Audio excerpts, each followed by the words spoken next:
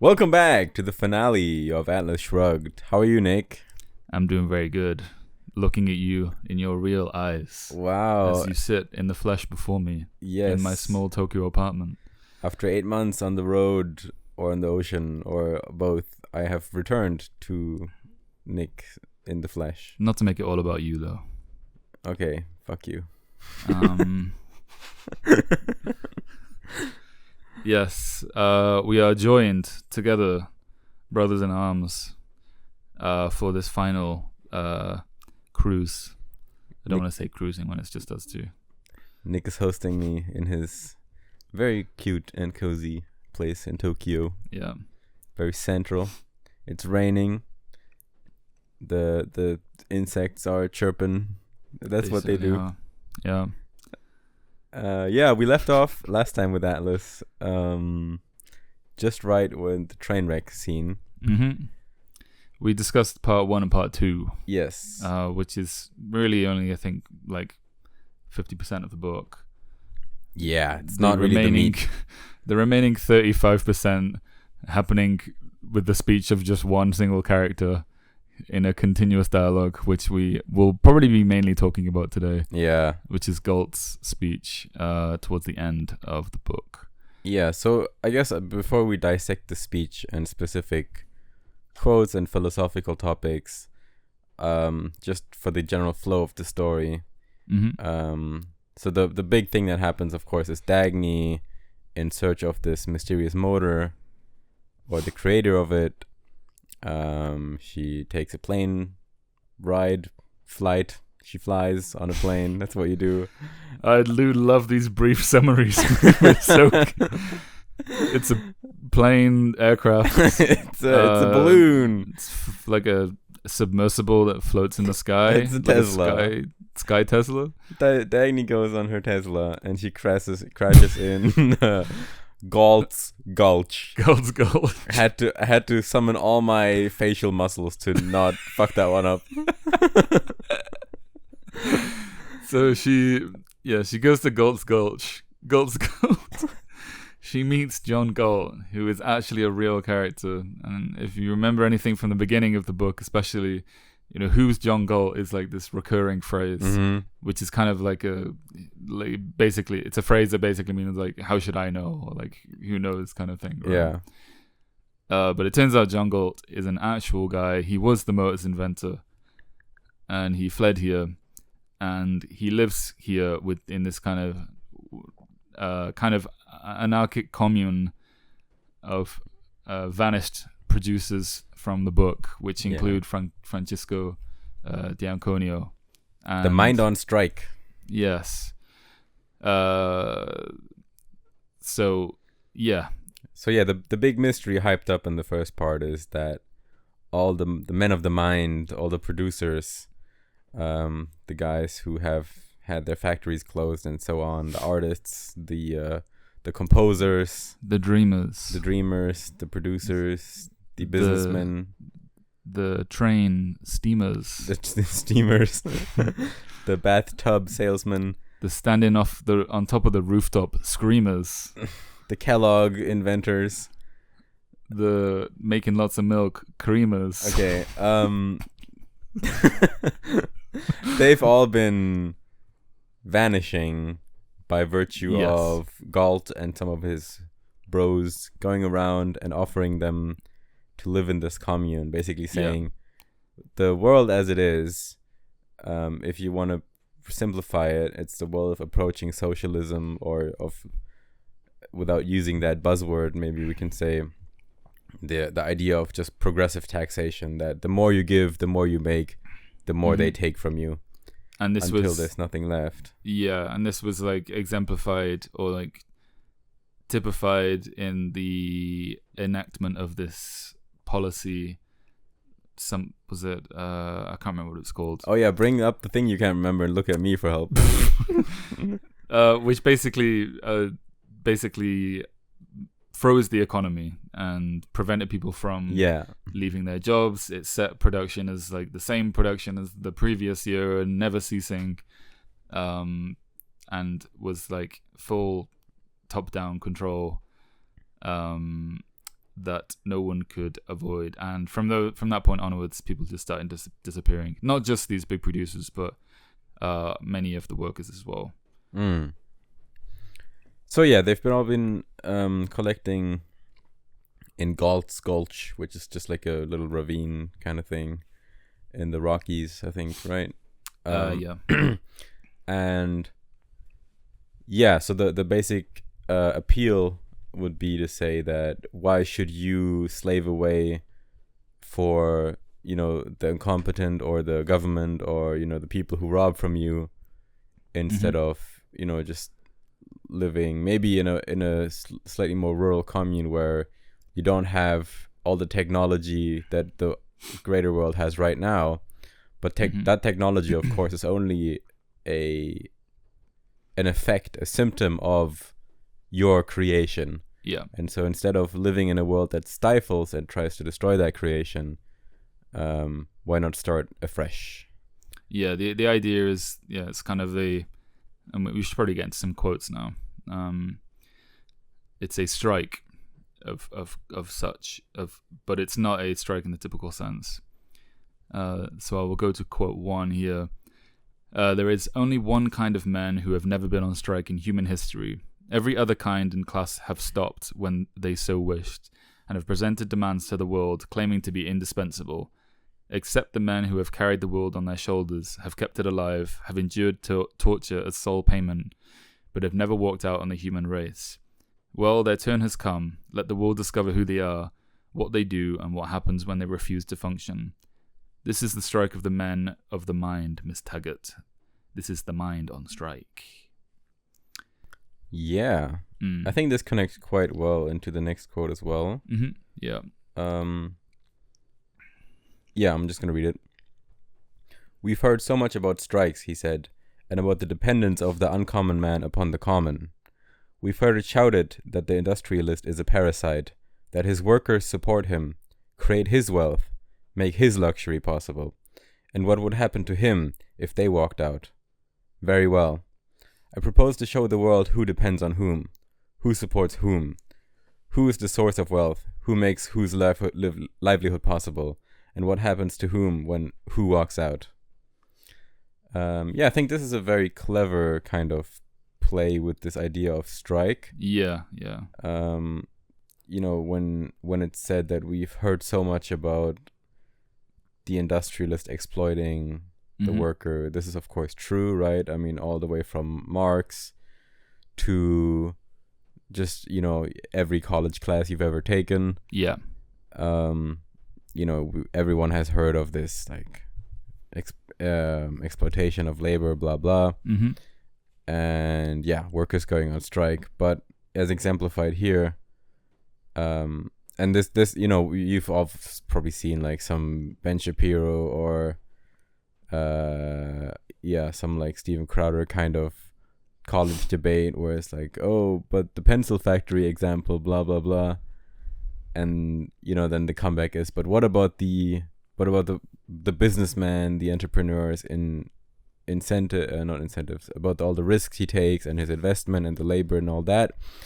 But to make this an even a better point, Ayn Rand here just simply says, what would happen the other way around, right? What happens if the businessman goes on strike? Yeah. Then, you know, go ahead. Okay, if you're being the exploited one, you take it. You can have it. You can have the factory. I'll leave it all to you. Yeah. You go and manage it. Have fun. Knock yourselves out. Yeah, for sure. I think how was I going to say this? I mean, we kind of do see this, you know, when companies move out of the countries that they were founded in and stuff. Yeah. Like, I remember Dyson moving production. I think they maybe even moved the whole country out of the UK to, I think, India or something. And you're like, there hasn't been a Dyson competitor come out of the UK since. And you also think as well, like, I mean, it reminds me of our Richard Wolff, Democracy in the Workplace, Is it Democracy in the Workplace? Yeah. Yeah, another podcast we did in another episode. Yeah. And you know, his whole kind of argument is that like companies would work better if they were run by collectively as like a kind of democratic like social enterprise. And you know, the question is that like why don't they exist, and like why haven't they succeeded? And the Ayn Rand answer to that would be this 20th century motor company thing, right? Yes. Where it's like, let's literally apply the principles of Marxism in a business and see what happens. So it's, you know, suddenly if you work hard, you're punished for it, because it's each according to his ability, according to his needs. From ability to needs, basically, right? Yeah, from each according to his ability. The JD Vance version of the quote: "From ability to needs." We've been watching the new South Park season and enjoying JD Vance's appearance. Okay, you wrote in the script for this quote, typical counterpoint.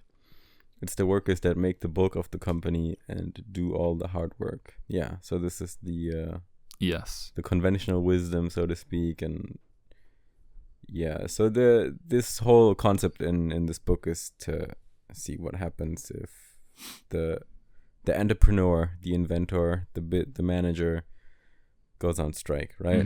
Is Tesla still gonna be a profitable company if the whole managing class left? Yeah. Maybe some of the managing class at least. Yeah, not all the DEI people. I mean, maybe not in Tesla. But. There is a quote later on that I do want to kind of link into this, which I'll bring up later. But Men of the Mind, like a mind strike, is something that you don't really have never heard about before, and it's a very interesting idea. It's kind of like place your bets, like put your money where your mouth is, which I think is actually like a lot of the Ayn Rand objectivism, like summed up. Basically, like it's really about like putting your life on your ideas and saying, if I'm wrong, then I've fucked up, but I've also learned that was wrong. And I'll bear the consequence. Yeah. And the whole point of, I think, the parasitic people in this book is that they don't. Their system allows them to take this risk without suffering the consequences. That makes sense. Like they're shielded from those consequences. It's like they know that they're wrong, but they just ignore that. And yeah. Okay. Yeah, so we have a couple of characters in Galt's Gulch explaining why they left the outside world, and there's like every single fucking class, like the artist, the composer, blah blah blah. Yeah, I thought the doctor was interesting because I remember, Nick, we both have a common friend, Yutaro, who has been on the podcast before, who is gonna be a doctor starting February, I think. Yeah, shout out to Yutaro. But the boy. Yeah, he's explained to me before, like, some of his frustrations with the medical system in Japan from the doctor's point of view. And, not to say that this is what he said to me, but just reading this made me remember this, and that, you rarely think of the doctor's perspective when it comes to healthcare. It's always about the patient, right? It's like when we talk about social healthcare and the healthcare system, you never actually consider the right or the interests of the people who undertake 8 years, probably longer, to acquire the skills to provide this in difficult work. Do you want to read the quote? Thank you. I quit when medicine was placed under state control some years ago, said Dr. Hendricks. Do you know what it takes to perform a brain operation? Do you know the kind of skill it demands and the years of passionate, merciless, excruciating devotion that go to acquire that skill? That was what I would not place at the disposal of men whose sole qualification to rule me was their capacity to spout the fraudulent generalities that got them elected to the privilege of enforcing their wishes at the point of a gun. Yeah, so there's a hint here of simply frustration that on the one hand, I had to learn all this shit, and now you're just gonna order me around on who I can operate, under what conditions, when are my working times and all this shit, right? Like, yeah. Like if you just become a car salesman, or I don't know, you make wooden shoes and you want to sell them, like that's all up to you, right? You can decide what shoes you want, when you want to sell them, who do you want to sell them to. I guess not since the Civil Rights Act, but okay, you have to sell to everyone now. Okay. It's a joke, people. Okay.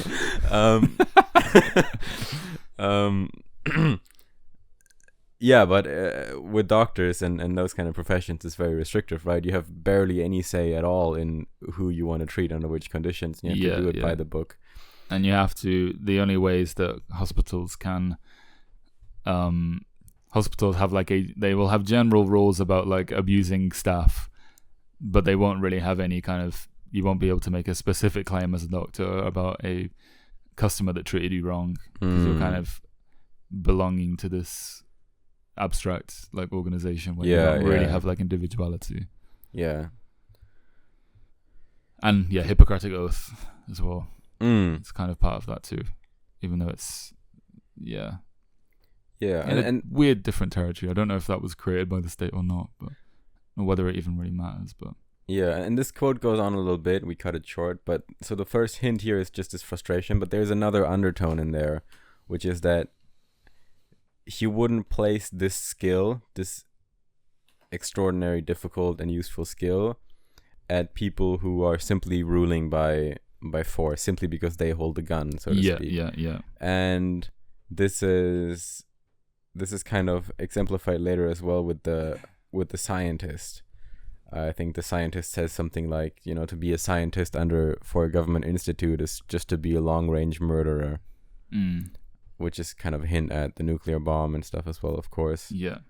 Which, that makes a lot of sense. And I mean, in the case of doctors, I think he later in the quote says like, wouldn't you think it's dangerous to place like a man with a scalpel or like surgeon in a situation where like he's not working for his own like incentive, so to speak, but simply because like he's being ordered to do this surgery in a certain way. Basically, not to say that the doctor would go crazy and stab everyone, but you're probably just not going to get the best quality outcomes for you on the patient side even, right? And that's not to diss doctors or say that how, because they're so fucking selfish that they would work better if we just pay them better. It's just, of course, it's just, this is the principle we all acknowledge in every basic shoe factory. Like, if you work in a free market shoe factory, you're gonna get better shoes than in a communist shoe factory. But it's like we don't really apply this to the service professions as much, I guess. Blank out. So the next development is that Dagny very quickly falls in love with John Galt, and as part of her stay, as part of her her board, she has to suck. What? She has to work.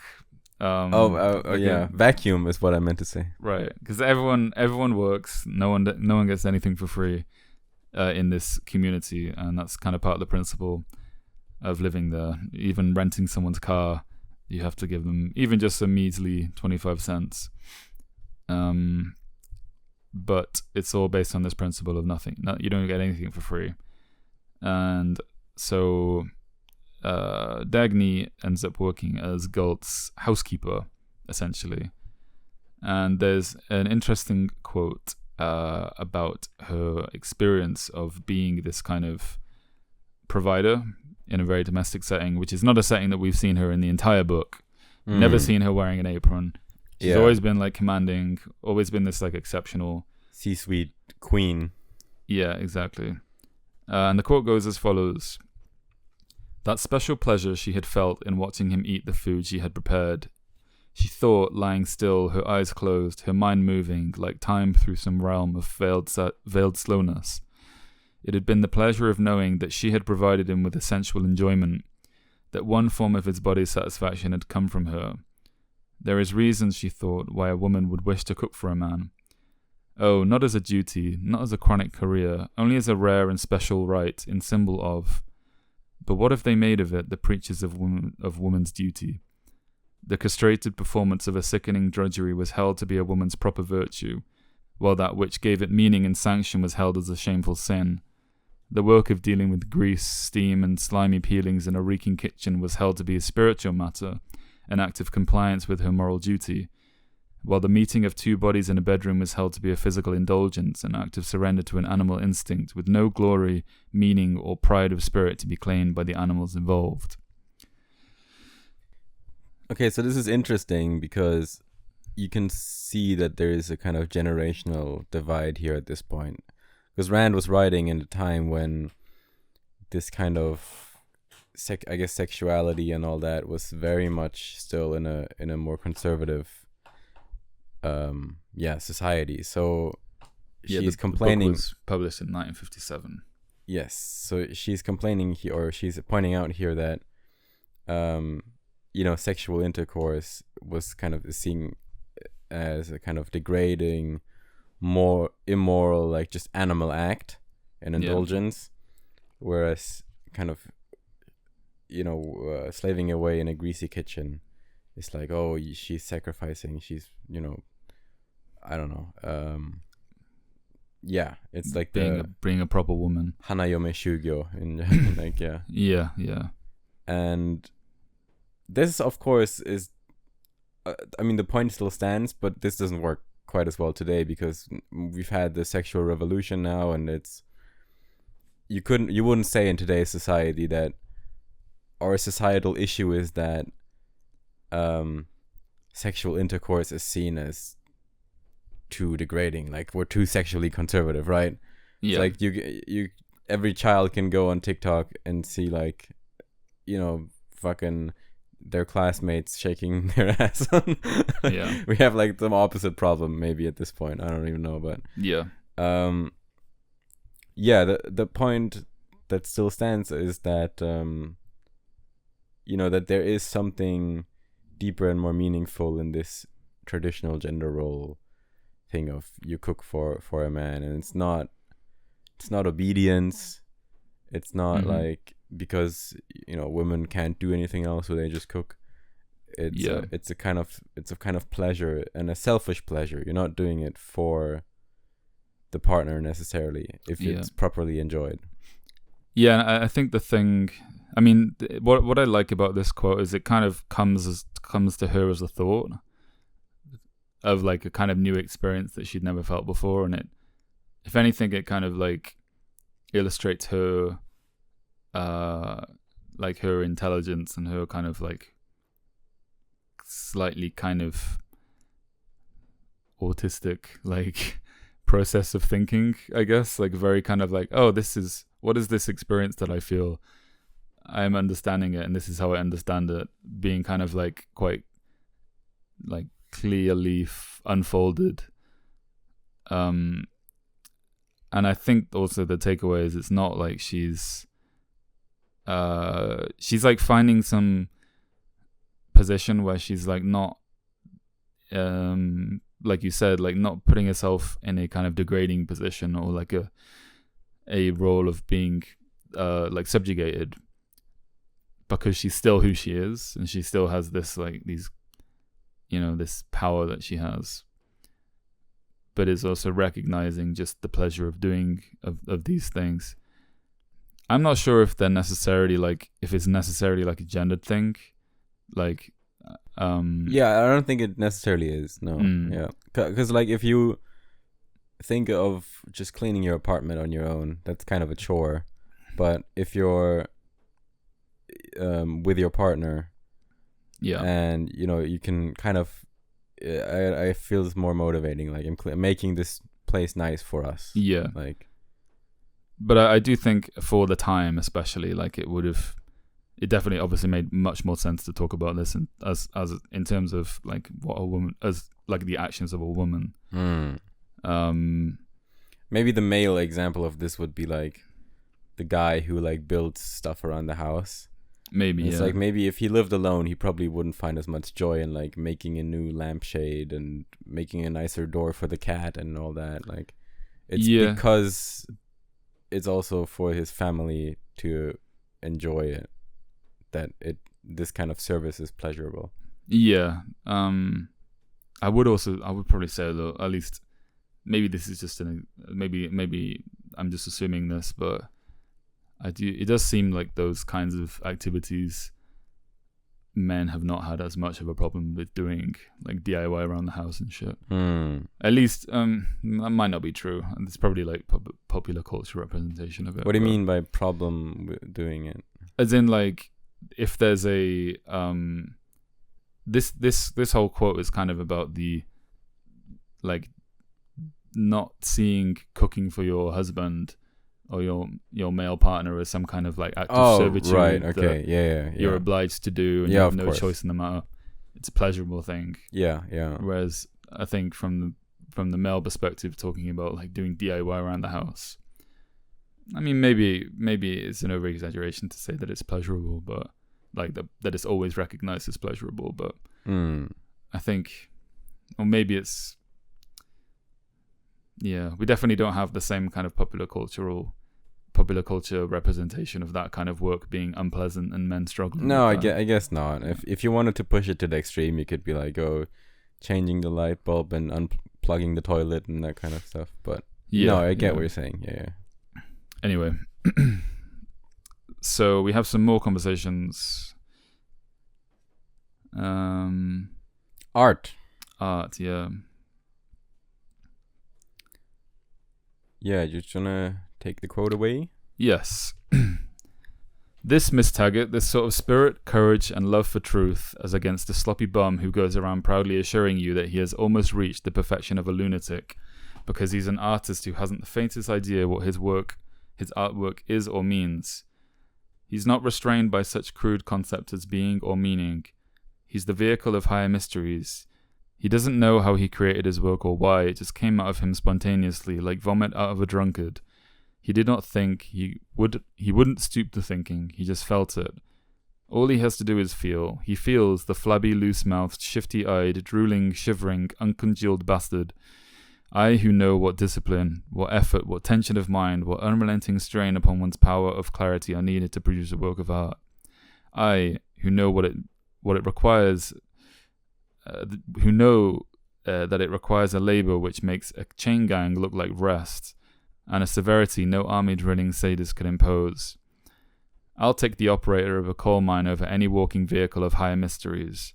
The operator knows that it's not his feelings that keep the coal carts moving under the earth, and he knows what does keep them moving. Feelings? Oh yes, we do feel. He, you, and I. We are, in fact, the only people capable of feeling. And we know where our feelings come from. But what we did not know and have delayed learning for too long is the nature of those who claim that they cannot account for their feelings. We did not know what it is that they feel. We are learning it now. It was a costly error, and those most guilty of it will pay the hardest price, as in justice they must. So this is the pianist / composer Richard Hawley, I think, speaking. And yeah, I mean, we've all heard this kind of notion in probably from school or just pop culture or whatever, that, you just gotta feel it, you just gotta feel the groove and whatever, blah, blah, blah. And when you make a avant-garde painting, it's not, it's not something you devise with your mind, but it's just you just put your feelings on the page, so to say, and all that, right? So this is, Rand is attacking this notion here and is saying that art doesn't just come from, like vomit out of a drunkard. Yeah. It's a conscious effort and also skill. There might be some people who are more talented than acquiring the skill of learning to play the piano, but it's still a skill that you acquire, right? It's the whole like, oh, she's so talented. And then the artist is like, no, actually, when I started out, I sounded like this. this talented voice that you ascribe to me is actually just a lot of hard work. Yeah. Yeah. I mean, there is definitely talent, and there are people who acquire skill better than others. People who have kind of more like an innate, like natural kind of understanding of something. But I think, I mean, also here we're talking about like this kind of irrational approach to art, which is, I think there's something in that too here, which is kind of like, it's not just that it's it's not about like, separate from the conversation about like talent, but more about this like, it's just something that comes to me. And I think that some of the discussion here is like about how I don't know if I necessarily agree with it, with what I think she's saying here, but to try and kind of like steel man what I think she's trying to say is this kind of like irrational approach to art is like flawed or will create bad art. Like if you think about like your typical like easy target like abstract artist who puts out something and you're like, oh, my child could draw that. I think Ayn Rand would shoot that shit down like no man's business, right? What would her response be, you think? I think it would, I don't know, that it's not art, that it doesn't make sense. This is only kind of what I'm kind of pulling from it. Well, look, let's say this. I mean, I think it's definitely a real thing that sometimes in the production of art, or that can be a novel even, or something, something that's more conscious, right? Maybe with music, it's sometimes the least conscious, like with the blues, you just play the blues, whatever. But with something like a novel, there's no way that you just feel the words, right? You are writing the words in a way, so you do have to think about it. But I think sometimes when great creators make their art, it's almost like an idea comes over them, and it's not that they're consciously exploring this idea in the art. It's more of a I don't know, like, for example, I read recently Crime and Punishment by Dostoevsky, and the kind of the main guy, the main character, the murderer, the way he is portrayed, like, it does feel somewhat we've talked about this before, like it's what separates a story from just a script, right? A script is simply, or like an objective explanation of the narrative. Okay. Like, this is what happens. Like, man goes into store, plot. This is how it ends. Are you moved? No, you're not. Plot. Like, you're not gonna be moved by that the same way that you are gonna be moved by a story. Yeah. And the reason for that is not because every single line in the story was like designed to make you feel a specific way, but maybe because the artist or the writer kind of felt, for example, or this is maybe in acting, I think this is definitely true, that they put themselves into this role, into this spirit, possessed by an idea. Like if you write a really good evil character, you have to let this thing overcome you to produce it. And maybe in that moment you couldn't articulate perfectly what that is and why.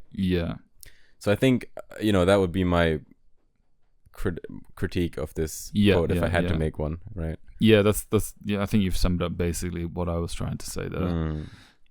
And it's also because, I mean, I find it interesting, like Ayn Rand talking about art, because the Fountainhead does talk about, it is about aesthetics and art and architecture, and really the architecture she's describing is modernist, which at the time was really considered like a new, basically abomination, like degenerate, soulless form of art, or form like art aesthetic movement. But yeah, there is this kind of like inexplicable come from the heavens kind of thing going on with it as well. Yeah, it's an interesting kind of almost, it looks like a contradiction at first, but yeah, I guess it makes sense because what she's critiquing is, let's say if Rourke made these modernistic like platform block shaped buildings, and you know he didn't have a rationale for it, you know, he's just like, I just made this because I felt it, blah blah blah. Yeah, but it's the reason why these buildings are so great when Rourke makes them is because their design is thought out perfectly, and it's matched to the material and the intention, and it's all one simple principle, or like one single principle that's displayed in this piece. Yeah, which actually like is exactly what modernism is.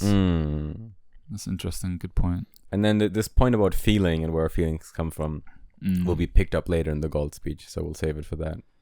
Yeah.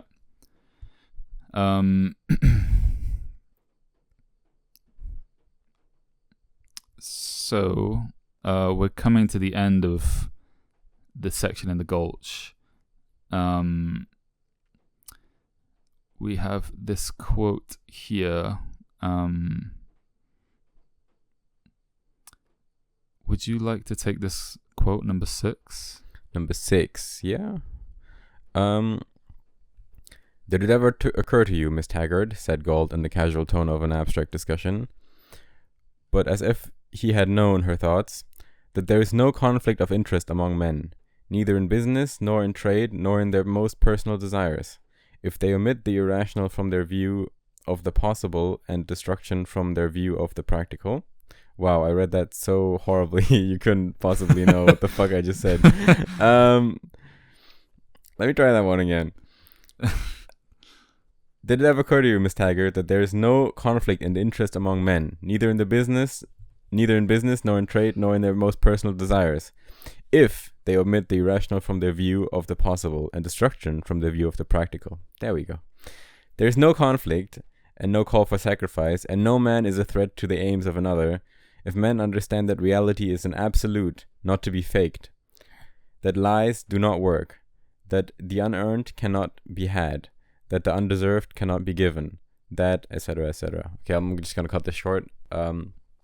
So, case in point, and I want to connect this a bit to the romance in this book. So just keep that quote in the back of your mind, right? Galt is saying there actually is no conflict among men if you all were fucking rational for once, right? Like shit like jealousy and all that is like, if you were perfectly rational, you wouldn't be jealous. Yeah. Because you would realize, first of all, that emotion isn't actually useful. It's not going to get you what you want. But also, like, if you, I don't know, if someone worked really hard and he got a Bentley, and then you just, I don't know, you just cheated him out of the car somehow, it's not actually the car that you wanted. Like, because he's going to work harder and get a nicer car, and then, I don't know, you just feel shitty for having something that you don't deserve. So, okay, keeping that in mind, I have an issue with the romance in this book, and this is going to connect to this point. And that issue is that basically Dagny burns through men based on their status / ability. So it's like a perfect you should only mate with the highest bidder kind of like if eugenics. Yeah, it's like if you know, I mean, this is not articulated necessarily that way, but the way I feel like Dagny is mating in this book, from Francisco to Reardon to Galt. I guess with Reardon and Francisco, there's a bit more ambiguity because there's like complicated history, but yeah, from Reardon to Galt, if it definitely felt like I have a good, fulfilled relationship, we love each other, blah blah blah. Yeah. But now there's this new guy who he just has a bit more ability. Like he's just a bit higher in the hierarchy of values, and so I'm just gonna settle. I love him now, and I don't love the other guy, and that love is perfectly rationally explainable because he is like objectively has higher stats, Right. And therefore I should select for him. And also all the other guys, and this connects to this quote, all the other guys, Reardon, Francisco, etc., they're going to be like, oh, well, too bad. I do love you and I would like to be with you. Yeah. But of course you would go with the guy with the highest stats. Or if you transfer this to modern world, the most money, the highest status, the biggest arms, the longest cockage. I don't know. All the other guys, they simply are like, okay, what can we do about this? I guess we're happy for you. Like, kind of cucked.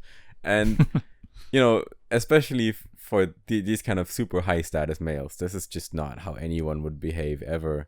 And like, even if these people were friends, this just feels like a woman wrote this. Do you know what I'm saying? Right. Like, this is just not how men think, and I don't think it's ideal. And also, I just don't like this concept of like tournament-based mating strategy. It wouldn't look as pretty if we applied this on the female side. Like if like if the men in this book just selected, women based on their like highest attractiveness and like usefulness, I guess. But it's I think the thing is, it's not quite. I don't feel like it was really articulated why Dagny. I mean, we can obviously infer, and I think you're right that it is because of his ability, and he is like the supreme capable like person in the book. But with that said, it's not like it's explicitly. Maybe this is just her subconscious. Like, this is a blind spot for Ayn Rand herself, because she wrote Reardon as, signing the gift certificate, bowing to the state, and that's as if that's like a kind of, indication to Dagny that he's not. But in the flow, that's not at all where that comes from, right? I mean, even before that. My point is that it's not clearly articulated where her change in heart occurred. But the thing is, even when she was like with Reardon and before that, it's there's some lines mentioning that like, but she feels as almost if there's like another being out there in the universe that's like. It's always remember that. No, it definitely has been hinting. I'm not saying you're lying. No. I don't remember. I know it's just it has been hinting at her being destined for Galt, right? For even when she was with Reardon, and it was like a very weird passage because like they're together and it looks like they're happy, but but she had this doubt like, but I feel like there's a guy with a bigger ability dick. There's got to be more ability. Yeah, and I don't know. This is just. It's not a sustainable way for society to. But I don't know. It also negates like your. I mean, it completely negates your like personal experience with someone and how that would color your relationship. Exactly. I think it's she makes this point about love and feelings coming from a certain cause and all that, and that is right. And she makes the opposite case with Jim Taggart and Cheryl. They have the inverted relationship of this one, right? Where she selects Cheryl for the reason that she's like incapable, or just like low status, right? Like right. And he can give his love as like as charity.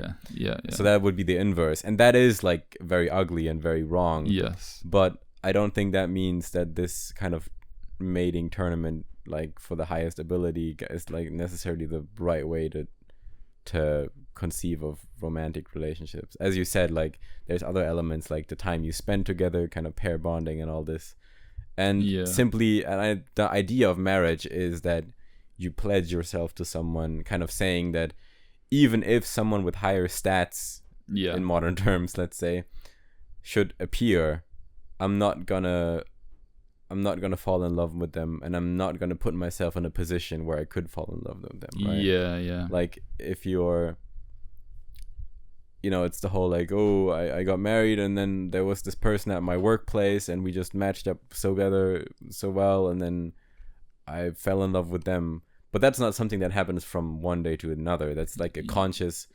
effort over months of you putting yourself in that place and engaging with that person outside of work, etc. You have to invest into it. Yes, and like that all comes with marriage and kind of just the even if you don't want to talk about marriage, about serious relationships, right?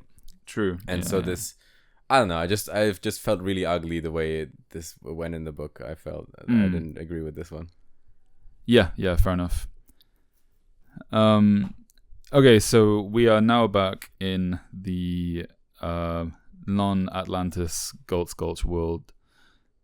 For a peculiar chapter about a thing called Project X. Project X is this like secret government sonic weapon, and it's demonstrated in the chapter as like destroying a farm. Very, very, very reminiscent of like early nuclear bomb tests in the States. And it describes the kind of reactions of people to this. I can read the quote here. Also, it's about Dr. Ferris. Or is it Stadler? Stadler or Ferris? Stadler is like the guy who sold out, but was like the original G, and Floyd Ferris is like the state scientist who knows what he's doing, who like revels in the kind of what he's doing. Yeah. So Stadler kind of is brought there almost into the lion's den, like what is going to happen to me. Like Stadler made this technology and Ferris kind of stole it and branded it as his own. Yeah. It says, Dr. Ferris smiled. No private businessman or greedy industrialist would have financed Project X, he said softly in the tone of an idle, informal discussion. He couldn't have afforded it. It's an enormous investment with no prospect of material gain. What profit could he expect from it? There are no profits henceforth to be derived from that farm. He pointed at the dark strip in the distance. But as you have so well observed, Project X had to be a non-profit venture. Contrary to a business firm, the State Science Institute had no trouble in obtaining funds for the project. You have not heard of the Institute having any financial difficulties in the past 2 years, have you? And it used to be such a problem getting them to vote the funds necessary for the advancement of science. They always demanded gadgets for their cash, as he used to say. Well, here was a gadget which some people in power could fully appreciate. They've got the others to vote for it. It wasn't difficult. In fact, a great many of those others felt safe in voting money for a project that was secret. They felt certain it was important, since they were not considered important enough to be let in on it. Yeah. So, I mean, I've never really thought about this specific point in like libertarian economics, but I think this is a very strong weapon for the libertarian arsenal of arguments when it comes to war and weaponry and nuclear bombs and all that, is that at the end of the day, if you're a business and you're producing a product, and we always see weapons companies, the government is like the good guy trying to protect us, and the weapons companies are the evil guys looking for profit. Which obviously is tainted because the way they get their money is from the government. Yeah, it's all government contracting. Yeah, but in a free market, really, you can only make a profitable product if there's consumers willing to buy it. Many of them willing to pay for it continuously, and being satisfied with the result, and something that produces something. And so a weapon like Project X, which here is like this kind of sound beam that just irradiates things from existence, goats, barns, houses, basically like the nuclear bomb, that you couldn't just conceive how that would be like the result of a profitable venture, right? I mean, even the investment it takes for that kind of thing to be built is like, who would fund that? Like, how would you get investors on board on this? Yeah, publicly as well, right? Like, it's like, let's make this weapon of mass destruction that could that's a good destroy point, an incredible amount of human life and was probably the dangerous thing that you could possibly imagine. And it's like, fund okay, my Kickstarter. Yeah, it's like, really? You think Microsoft or like BlackRock? I mean, BlackRock actually, maybe. Yeah, no. But like any publicly funded company, you think they would throw their capital behind that and not immediately suffer like big stock market dumps? Exactly. Yeah. It's public image to think about. Yeah, public image and shaming is a huge mechanism in capitalism. Yeah. And yeah, there's no money to be made from this, right? Like, you just destroy what is, and now you have sand. Yeah. Okay, how are we making money from this? Like, exactly. Yeah, it is, and this is kind of the thing about non-profits. It's like the real evil shit, the true destruction, making a 1 into a 0 in this Atlas. Yeah, for sure. Can only be a non-profit venture. Yeah, nicely put.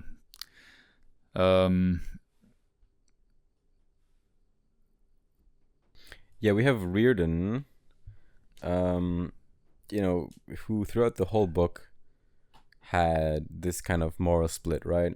Mm-hmm. In his business life, he holds dear to his own values of like hard work, self-responsibility, etc., etc. But in his personal life, we've seen him suffer with his family and a marriage which hadn't fulfilled him since the beginning and which always felt wrong. But he always felt this obligation to his contract of marriage and to his family. Yep. And so in this next quote that Nick will read for us, he explains why he was wrong all along. I had cut myself in two, as the mystics preached, and I ran my business by one code of rules, but my own life by another. I rebelled against the looter's attempt to set the price and value of my steel, but I let them set the moral values of my life. I rebelled against demands for an unearned wealth, but I thought that it was my duty to grant an unearned love to my wife. To a wife I despised, and an unearned respect to a mother who hated me, an unearned support to a brother who plotted for my destruction. I rebelled against undeserved financial injury, but I accepted a life of undeserved pain. I rebelled against the doctrine that my productive ability was guilt, but I accepted as guilt my capacity for happiness. I rebelled against the creed that virtue is some disembodied and knowable of the spirit, but I damned you, my dearest one, for the desire of your body and mine. But if the body is evil, then so are those who provide the means of its survival. So is material wealth and those who produce it. Yes, he hints at this kind of logic of the looters or the mystics, and yeah, we had, I think we questioned this in the first episode of Atlas. Why does Reardon feel that it's okay?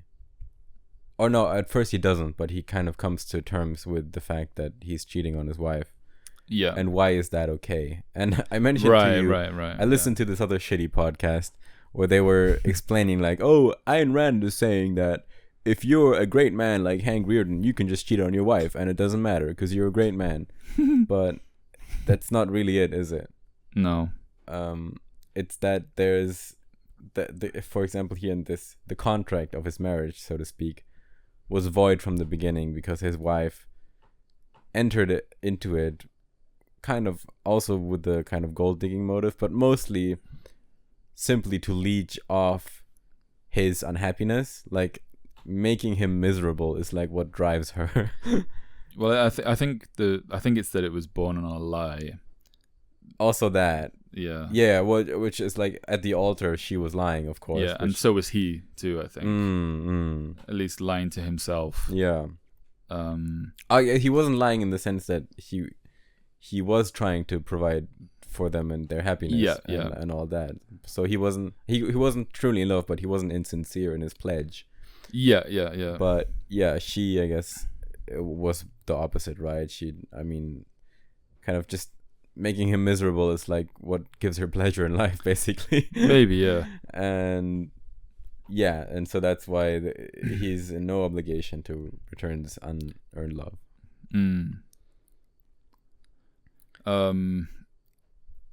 Speaking of lying, hang on a second. I'm hanging.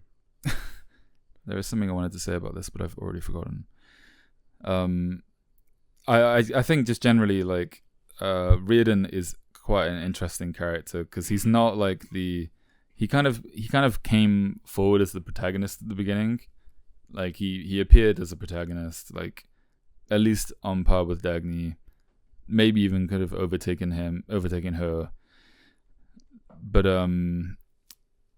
But I think in this book, like compared to The Fountainhead, like the characters aren't as idealized, and they are much more flawed, which is kind of interesting. And I think in a way it kind of like it makes it a bit more. There's kind of more to personally glean from it, and makes it better in a way. Yeah. So, talking about lying. So I do think that Reardon was lying to himself, and we have this other quote on lying, which Reardon speaks himself, and I think is a very good addition. This is one of Phil's quotes. Yeah, this is many people I think have heard this kind of Jordan Peterson articulation of why lying is wrong. Yeah, and that like, what is it if a totalitarian state is a place where everyone lies all the time. Yeah. And like every lie you make is another approach to that, and like there is no such thing as a white lie, blah blah blah, and like you shouldn't lie, and blah, blah, blah. But this is the this quote right here is the actual only really intuitively convincing, and upon further interrogation, like perfectly sound articulation I've ever seen for why lying is truly wrong. Yeah. This like really affected me as well reading this. Like, I think this maybe one of the more affecting parts of the book, like personally, like in terms of like your personal philosophy. I think about this quote all the time. Yeah, take it away. People think that a liar gains a victory. People think that a liar gains a victory over his victim. What I've learned is that a lie is an act of self-abdication, because one surrenders one's reality to the person to whom one lies, making that person one's master, condemning oneself from then on to faking the sort of reality that person's view requires to be faked. And if one gains the immediate purpose of the lie, the price one pays is the destruction of that which the gain was intended to serve. The man who lies to the world is the world's slave from then on. When I choose to hide my love for you, to disavow it in public and to live it as a lie, I made it public property, and the public has claimed it in a fitting sort of manner. I had no way to avert it and no power to save you. When I gave in to the looters, when I signed their gift certificate to protect you, I was still faking reality. There was nothing else left open to me. And Dagny, I'd rather have seen us both dead than permit them to do what they threatened. But there are no white lies, there is only the blackness of destruction, and a white lie is the blackest of all. I was still faking reality, and it had the inexorable result. Instead of protection, it brought you a more terrible kind of ordeal. Instead of saving your name, it forced you to offer yourself for a public stoning and to throw the stones by your own hand. Yeah, so just on the plot background, what he's referencing here is the affair between him and Dagny was threatened to be exposed by his wife, and he decided to, and then the government pressured him into signing this so-called gift certificate to give away his company, the meat of his company, his steel, to the government for free, and in return they wouldn't. He was blackmailed. Yeah, he was blackmailed. They learned about the affair. Yeah, they wouldn't publicize the affair in return. Yeah, and so he thought that doing so would be, for the sake of Dagny. But what he came to realize is that just, first of all, giving the government the thing was obviously the wrong choice. Yeah, and also it led to a chain of events where now Dagny would be pressured also about this, and she would be blackmailed. Yeah, and that in the end, like, she came on, I think she went on a broadcast and said the truth about everything, and so his white lie to protect her gave her a more terrible fate. Yeah, it's Bertram Scudder's radio show.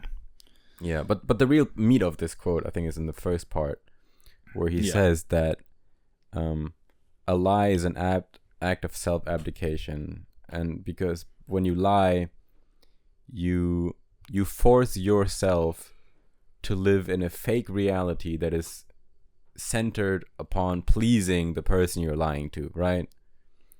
So, Yeah. and if you make like a really simple example, I think this is kind of compelling. So let's say classic classroom setting, someone's chocolate was stolen. It happens every day. And whoever actually stole the chocolate is nervous about this now, right? And so when everyone is asked, did you take it? No. Please raise your hand. Come forward if you are the one. We won't punish you. We just want to solve this. And they stay quiet. Well, now they've created this world in which they have to keep this shit secret. Yeah. Or else. Yeah. And like, they're worried about the chocolate paper in their pocket, and maybe they have some chocolate around their lips still that they need to hide. So now they have to go. They have to wait until everyone leaves the classroom to throw out the chocolate paper after everyone left, and hope no one sees them, and then hoping that no one comes back and sees the chocolate in the bin. And now there's a billion things you're worried about, and you're already changing the way you're acting, simply to please this other person that you're lying to. Yeah. Like your mind and your body and your actions in the real world have now altered in a way that depresses you, that makes you anxious, simply to serve another person. Yeah. And so in the moment that you're lying, you think, oh, I'm the master of reality. I can bend reality and I can deceive this person. Yeah. But in fact, you are making yourself you are the slave in a fake reality that you're building for them. Exactly. You're like depressing your like freedom of your expression, and you're forcing yourself to act. Mm-hmm. I think if you talk about it in terms of like faking your ability about something, it's a very easy way of understanding it. Someone's, you're like, oh, I can do this job. Yeah. And someone's like, okay, I'll leave it to you. And you're like, oh, wait, hang on. And then you have to actually fucking figure it out. Mm. And maybe you do figure it out. But it's a lot of stress that leads to that, and it's a lot of risk of failure. And it's not like a good kind of failure. It's not like a noble kind of failure where it's like, oh, you tried and you couldn't do it. It's more like, oh, you said you could and you can't actually do it. Yeah. It's like, and you've wasted everyone's time. And exactly, yeah. It's like, yeah. But if we didn't have lying, we wouldn't have so many Hallmark movies. So moving on, one of my favorite scenes in the whole book is to do with Cheryl Taggart and Jim Taggart, as Phil mentioned them earlier, the newlywed couple. Jim Taggart is Dagny's brother, leech brother, who steals all her great ideas and takes them as his own, takes credit for all of the good decisions that she makes in the rail company.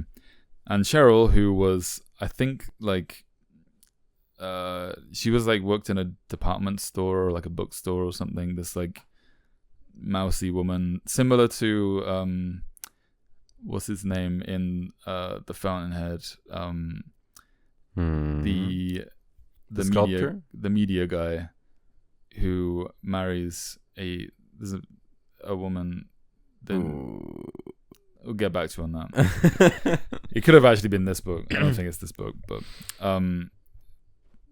the whole idea is that it's a relationship that's built on charity.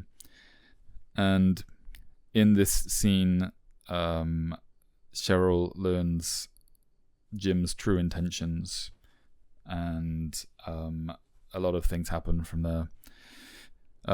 So I will read one quote. Well, let's do a dialogue. Okay. I'm sure we won't walk over each other. Okay.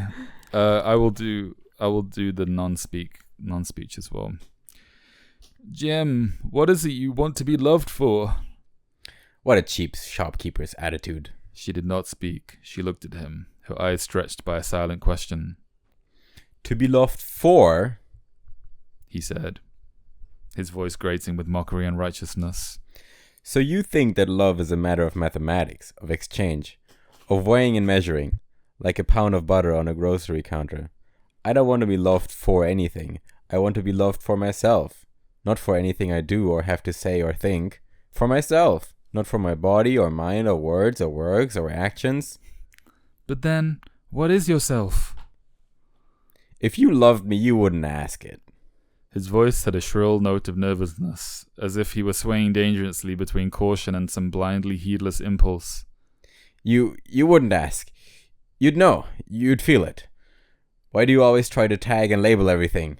Can't you rise above those petty materialistic definitions? Don't you ever feel? Just feel? That's my Jim Taggart debut right there. You know, I've listened to the audiobook of The Fountainhead, like some of the audiobook of The Fountainhead, and I think you would actually fit very well into it.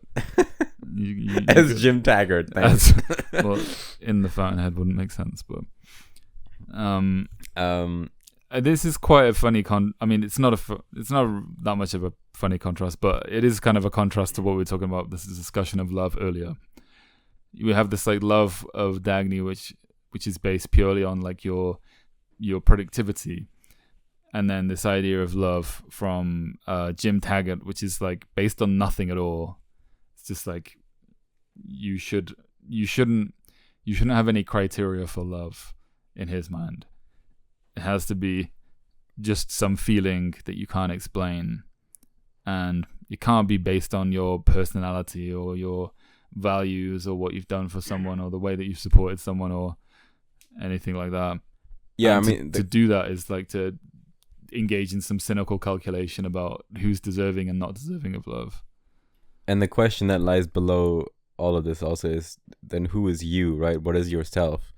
Because he says like, don't love me for my actions, my ideas, my thoughts, my body, my mind, you know. But then what is you? Like he just wants love for this, like, you know, take everything that makes you a person, that makes you tangible, your body, your mind, everything. And you know, you can't be loved for that. Yeah. Just so, I mean, how that kind of love in turn then could also be applied to anyone, right? Like if you're loved simply for your being and not for any specific characteristic of your being, like what are you actually loved for? Yeah. Like, then wouldn't that same love apply to any other person on the planet? Yeah. Which is also, I think that we also touched on that in Fountainhead, right? Yeah.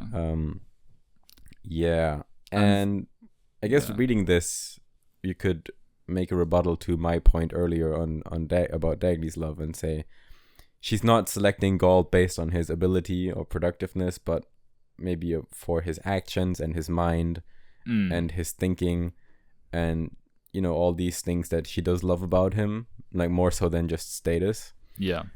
But then the rebuttal I would say to that is, yes, that's probably true, but she already had someone like that in Hank Rearden, right? Yeah. And so this, again, it's this tournament style kind of exactly. A new challenger approaches with higher stats, like, or not stats, but like with more lovable attitudes or attributes.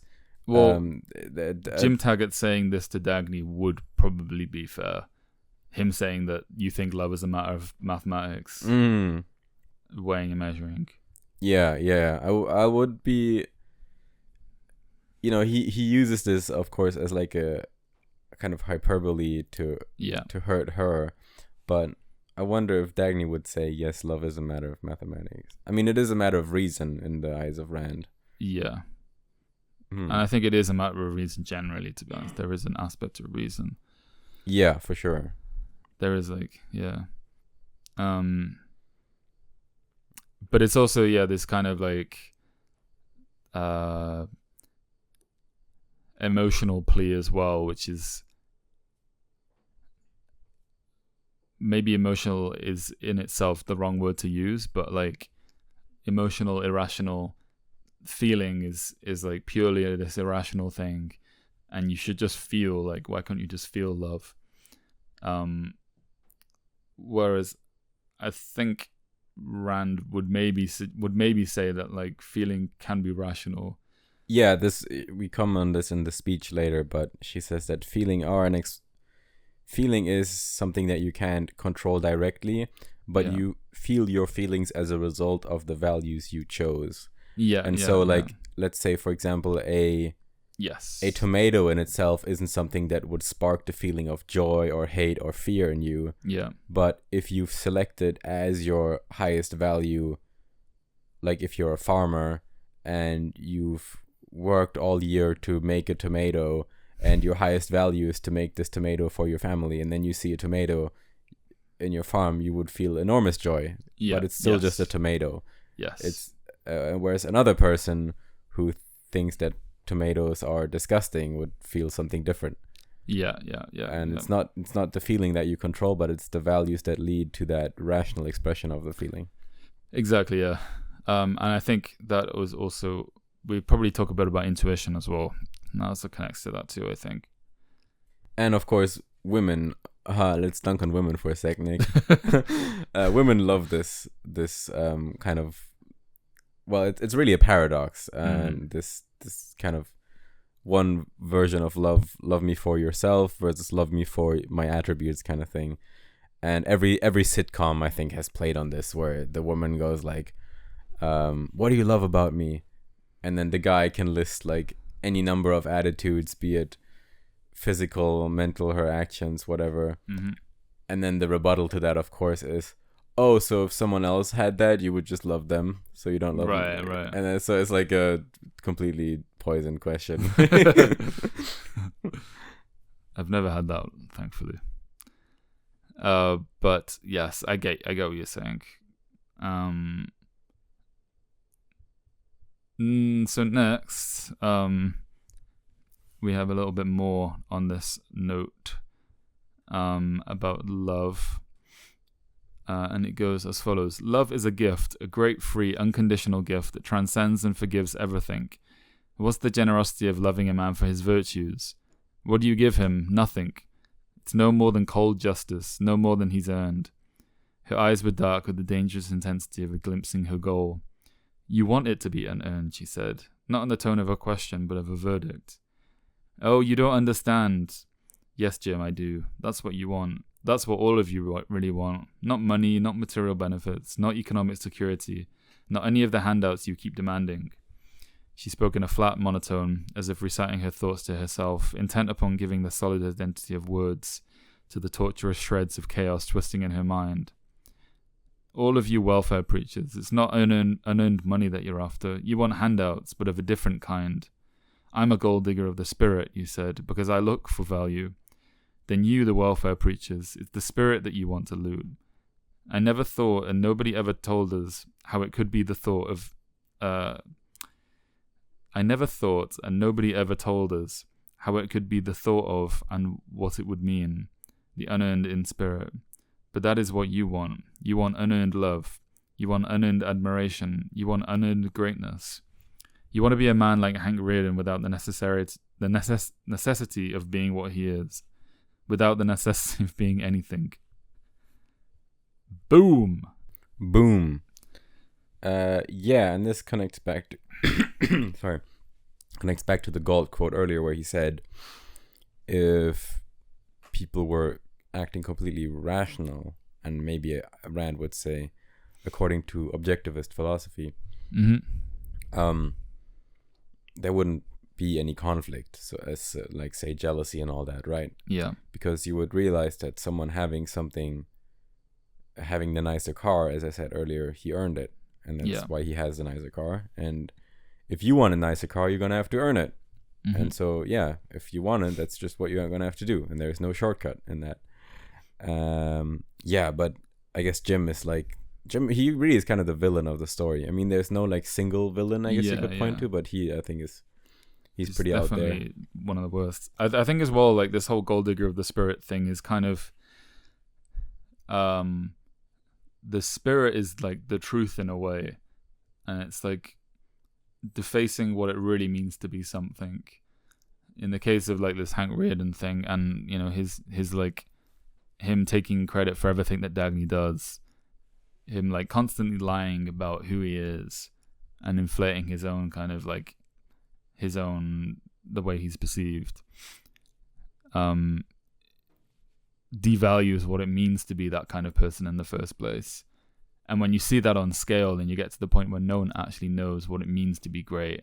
Yeah. But then there are theme times also in the Fountainhead. Yeah, exactly. And I think that's like super. I'm not like fully convinced by. I mean, we can talk about what we think objectivism is, and like, we can talk about what we think it is. But I am hesitant to like. Maybe this isn't necessarily the whole like point of objectivism, but there is kind of like an implication that there is some inherent understanding about good and bad in the world as part of objectivism, and I don't necessarily. I'm kind of critical of that, but I do also recognize that there are moments when you see someone and you're like, oh shit, like this person is actually legit, like this person is capable, like this person is accomplished, like, or is accomplishing in front of my eyes, and like this person is actually deserving of the title that they've been given. And there are definitely moments where that happens, and it's gonna happen in the workplace, not in the university. yeah. For sure. But then, so these gold diggers of the spirit would be like, yes, I am this role, but you would never really like have that like first-hand witness of like, oh shit, they're actually really fucking good at what they do, or like they're really deserving of this reputation they have. Okay. I have a little quote next up about political philosophy. Let me just go at it. It reads, "What were they thinking now, the champions of need and the leechers of pity?" She wondered, the lechers of pity. She wondered, what were they counting on? Those who had once simpered, "I don't want to destroy the rich. I only want to seize a little of their surplus to help the poor. Just a little. They'll never miss it." Then later had snapped, "The tycoons can stand being squeezed. They've amassed enough to last them for three generations." Then, later, had yelled, "Why should the people suffer while businessmen have their reserves to last a year?" Now we're screaming, "Why should we starve while some people have reserves to last a week?" What were they counting on, she wondered. I think this is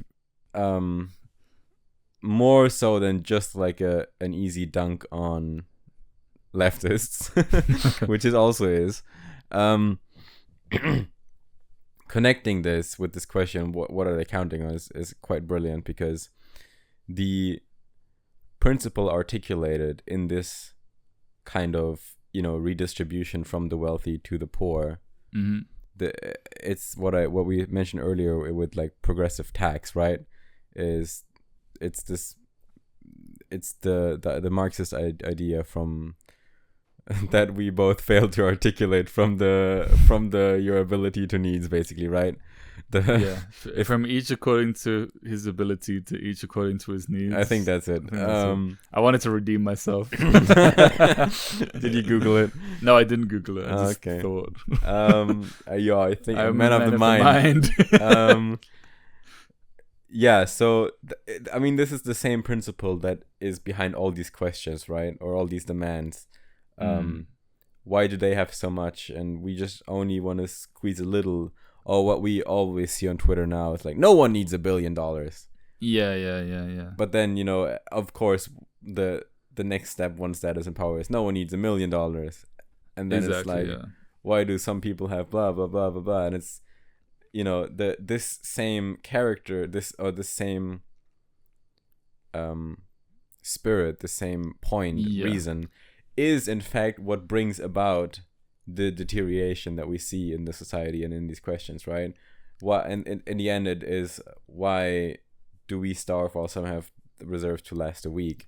And the answer, of course, is because this is the mode of being that you have chosen, of like this, by taking or destroying basically the creative and the productive, you're left with less and less and less. And it's this exact question is that what brought you here. Well, it's like I think most people probably don't think through the reasoning of that kind of thought.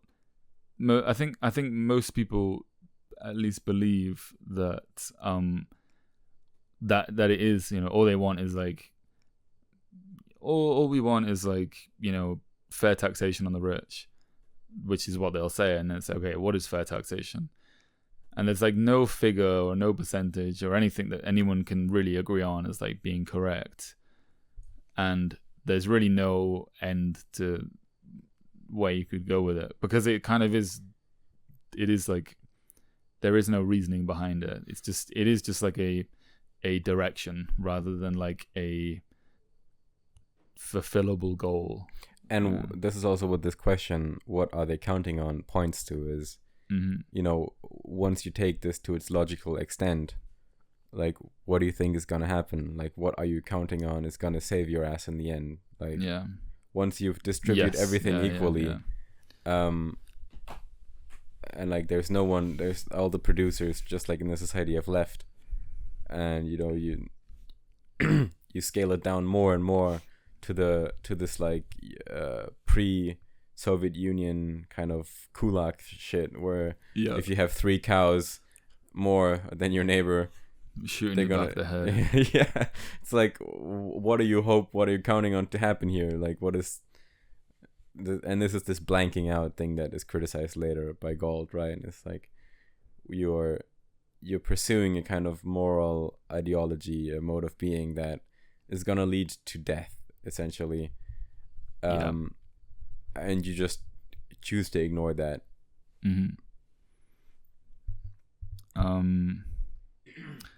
It's the death drive. I have a funny quote about soybeans. I just had to put this in. I know this is going to be a way too long podcast anyway, but we have to talk about soybeans. Soybeans make an excellent substitute for bread, meat, cereals, and coffee. And if all of us were compelled to adopt soybeans as our staple diet, it would solve the national food crisis and make it possible to feed more people. The greatest food for the greatest number. That's my slogan. At a time of desperate public need, it's our duty to sacrifice our luxurious tastes and eat our way back to prosperity by adapting ourselves to the simple, wholesome foodstuff on which the peoples of the Orient have so nobly subsisted for centuries. There's a great deal that we could learn from the peoples of the Orient. So this is some, like, hack speaking for, like, this is the era where you get government subsidies for all kind of bullshit. And you mean now? Yes. And I mean, this is I just thought this is funny because, again, this was written in 1957. I know, yeah. And we have this whole, like, World Economic Forum with the eat the bugs shit now. Yeah, literally. Which, if this was the other way around, this would feel cheap. Like, she's pointing to the Klaus Schwab thing with eat the bugs. Yeah. But it's like, no, wait, this one was way earlier. Yeah. And we got there anyway. It's depressing. It's like reading in Road to Wigan Pier about the vegetarians that wear sandals. Like, shit, there were sandals back then. Who are like the most militant leftists. Yeah. Yeah. Now it's, I guess, soybeans are also in the dialogue, but now it's the, it's hilarious. In the Middle East, the noble people of the Middle East, they have figured out how to eat bugs, and like, if we just all ate insects in like compromised insect bars or like powder, then we could feed them, all these people, but etc. But and eat your way back to prosperity. That is hilarious. Sacrifice your luxurious tastes and eat your way back to prosperity. As if, like, what is prosperity defined by? Like, is it defined by eating bugs, or is it defined by luxurious tastes? Like, and you think, like, if you compare yourself to a caveman eating a bit of fucking raw, rotten, like, deer in a cave, like, is that good? Like, do we want to go back to that? Like, there's one thing people and I think reasonably will complain about when it comes to, like, technological advancement is how, for example, people are tethered to their smartphones all the time, and there are genuine, like, social things to be concerned about. you can agree that like having a smartphone is a huge like benefit to many aspects of your life, and also agree that they have, you know, there are many downsides or many like worrying things about the technology. But at the same time, it's like no one's gonna seriously put away their smartphone and, you know, sacrifice all the benefits that come with it. You know, it makes far more sense to me to try and engineer a situation where you can have both, where you can have a smartphone that doesn't rule your life, or you can have all the benefits that a smartphone has, for example, without being fucking addicted to TikTok and shit. But this kind of like it's like a poverty mindset or something in a way, where it's like we have to not have this in order to flourish. We just gotta we have to have less. We have to have less, or like not even less as in like, because there's a lot of overconsumption, but just like less options, right, is what it's really about. It's not about having less. It's not about having not a fat ass like American breakfast. It's about having an option for what you want to, having less options for what you want to eat. Does that make sense? Yeah, and also like the words back to prosperity, like we were more prosperous in the past, so let's go back to that. Well, but the question also in that is, how did we get prosperous in the first place in that past? Was it by cutting down? Was it by abstaining? Or was it by striving for more and for better? Yes, yeah. And then what is like the psychological consequence of like believing that we have to sacrifice in order to be prosperous? Like it just is feels completely like two opposing ideas. Yeah, and sacrifice, the concept of it is attacked quite heavily later as well. Yeah, for sure. Anyway, moving on. Yeah, a little interlude here. So this is when Reardon's factory is stormed by like a bunch of PSYOP government protesters, and the young, I forgot his nickname. He had like a funny nickname for the guy, but like there was this like young government worker that was initially sent to spy on him, but he actually grew quite close to Reardon, and they kind of became friends. And the young guy was like, you know, felt very apologetic in the end, like, well, I'm really sorry for all this, my existence here, you know, me being here in the first place. And obviously he never reported Reardon to the government or anything, so they became quite close. And anyway, he gets killed in the thing, or shot. I think he dies as well, but he definitely gets shot, and I think he bleeds out. And so this is after he dies. This is how Reardon feels, his anger that he feels. Take it away, Nicholas. Make it angry. He felt an anger too intense to identify, except as a pressure within him. It was a desire to kill. The desire was not directed at the unknown thug who had sent a bullet through the boy's body, or at the looting bureaucrats who had hired the thug to do it, but at the boy's teachers who had delivered him, disarmed, to the thug's gun, at the soft, safe assassins of college classrooms who, incompetent to answer the queries of a quest for reason, took pleasure in crippling the young minds entrusted to their care. Yeah, I mean the last line, it's quite close. It's pretty brutal.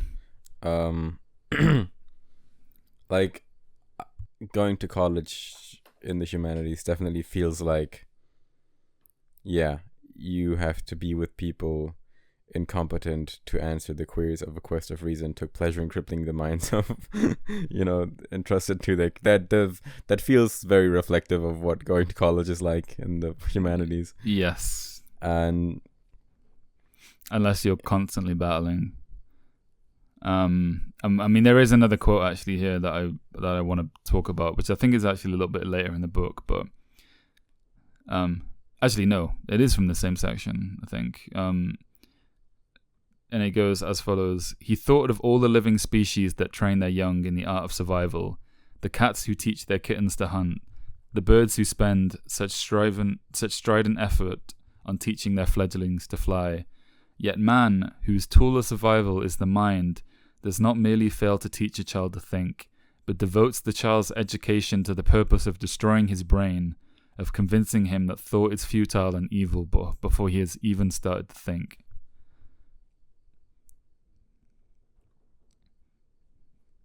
So, I think without being like school sucks, school is gay, I think we can all agree that school is gay. There are many things that education fails to orient us, and in many ways as well. In so many ways, directs our thinking in certain directions, to care about certain things that aren't really important, and to, in the most kind of evil sense, convinces that thinking isn't real, or there is no such thing as the truth, or that we can't possibly think rationally about things. Yeah, if you haven't been to college recently, you might look at this and think like, oh, but this is silly. Of course, in schools they don't teach you that thinking is evil, and that the purpose of education is to destroy your brain. But let's put it in some more familiar terms that you probably have heard in college classrooms. Is like, shit like, there isn't, like, we're not necessarily, and this is usually when you write a paper also, or you pitch your research project to your teacher, and this is not necessarily even the teacher's fault, but just the way it's set up also, is we're not looking for a specific answer or a specific number to this question. We're simply trying to portray different perspectives on the issue. Shit like that, right? It's like, for example, in economics, it's always, I have issues with econometrics, which is like the science of measuring quantifiable things in economics, of like quantifying certain variables that you're interested. For example, a certain, I think there's a mouse running outside. I can see the tail. Very nice. Yes, the mouse likes to run across. She's trying to loot us, Nick. The looters are coming. I have rats. Like, if you in economics, if you're trying there aren't rats inside my apartment. It's outside the window. Just so you know. There's two conversations going on at the same time. Carry on. Like, if you try to ask questions like, how much benefit is this particular spending program actually giving to the taxpayer, or like, for each dollar spent on like a professor's salary, how much are the students actually getting in benefit? Like, that's not something you're encouraged or / allowed to research in university, right? It's more like, can we, well, the humanities perspective is even worse. Is like, why are you only interested in numbers? You can't quantify human feelings, blah blah blah. We're talking about perspectives and we're all the experiences. And we can write a paper about the experience of 15 people that we've had long in-depth interviews with it, and then apply that to a whole nation of 500 million people, etc., which actually also ironically actually do engage in the same kind of like this more cold reasoning, but they just do it in a way that's just retarded, and that kind of obfuscates like that. And if you in like a social science environment point out to someone that, well, one anecdote isn't necessarily like, it also depends if this is like aligns with their views or not, I guess. But it's like, the standard response to pointing out that an anecdote doesn't prove a macro trend for a whole nation is that, well, you can't discount people's lived experience. And so okay, so what am I trying to say? When Rand says that education is trying to deny thinking and to rot the brain, it's not. It's that kind of thing that you've probably experienced in college that she's talking about, I think. Yeah, and I think as well, like, I had a conversation with a friend about philosophy a little while ago, and she said to me, the way that she was talking about philosophy, it was like, there are all these ideas, and it's really fun to learn about them.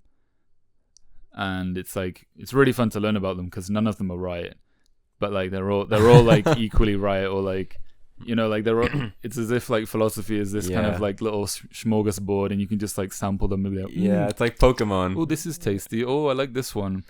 And I was like, no, I think philosophy, the whole point is like it's supposed to kind of direct you on how to live your life, and there has to be some kind of thing that you take from it and believe in. Yeah, and the point is that you find through argument or dialectic or whatever, separate the wheat from the chaff. You're trying to find the best one. Yeah, exactly. That's and it's not. It was very much like, I mean, this friend of mine is very much that kind of like very good in school kind of character, very like that kind of personality, and so it felt very kind of like, okay, I'm seeing like a reflection of the education system here. Yeah, and this is also, I think, how kids in Japan are taught to read books and stuff in general, or like moral education. Yeah, or even how we are also, I guess in Germany maybe less so, but you're never supposed to say that the author is right, or like maybe you can, if it's an argumentative essay, you can make a case for that or whatever. Yeah, but it's never about like finding the actual right answer. It's like an exercise in combating A with B, and it's more about that, like, I don't know. It's not really a process to find a real truth. It's more of like, let's try and contrast different ideas that are all wonderful expressions of multiculturalism. Exactly, yeah. And I think as well, like, I've struggled to kind of get to grips with the objectivism thing, and I think I'm with it now. I think I know what it's really getting at, because it is difficult when you see anyone proclaiming about the truth that's wrong. When you see people who are like, I'm just guided by the truth, and they say something that is wrong, you're like, okay, like, what is the use of talking about the truth here if I can just lie? Or if I can be misinformed. We will talk about this later because there are more relevant quotes to this. But good point, very good point. But I think part of the kind of people are a bit allergic to the idea of talking about the truth, and I definitely was. And maybe I'm still to an extent. It's become a negative buzzword also with just has to be social media. I think it has to be thought about in the right way. Yeah, I think like there is like a oxymoron, I think, in the idea of the truth. But yeah, we'll talk about that later. Okay. Hold on to that. Okay, we have more stuff about thinking here. But we can. Are we on to the Galt speech yet? I think we're. Yes, we are, and actually, we're pretty close to that quote I was going to talk about. But... So, should we wrap this up for another episode? That's probably a very good idea, leaving it here. Okay, so we're leaving you. We're leaving you before the big John Galt speech. Yes. Just in the review of the plot. So Dagny went to the gulch. Don't sound too enthusiastic. She's back from the gulch. You're like, I guess I'll just sum it up. Well, it's she's back from the gulch. Well, look, the meat here really is the kind of philosophical perspectives, and it's been so long since I've read the book. I'm like grasping at the plot. I can explain. We have basically like the point that we're at now is so we've had Cheryl. She actually ends up killing herself. Francisco D'Anconio, he like sabotages his business on the day that it becomes nationalized. Yeah. We have Dagny and John Galt. They fall in love. They have like consummate their love in like a tunnel.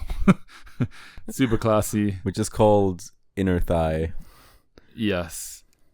Yeah, we have the Riordan quitting after his boy gets killed and shit. And then there's this big so after Dagny's broadcast on the radio show, there is Bertram Scudder's radio show. There is this viral broadcast advertisement campaign happening, whereas Bertram Scudder's gonna set the world right, gonna tell us everyone what's really going on, and then within the last 10 seconds before the thing happens, the radio signal gets hijacked, and John Galt delivers this 60-page manifesto on his whole philosophy, and I guess the philosophy of objectivism, and then we go on from there. We can talk about the plot for the rest of that afterwards in the next episode, I guess, right? Okay. Yeah. All right, cool. Thank you very much for listening, and we will see you in the next one. Keep it breezy and sneezy and easy and cheesy. Government cheese. Bye.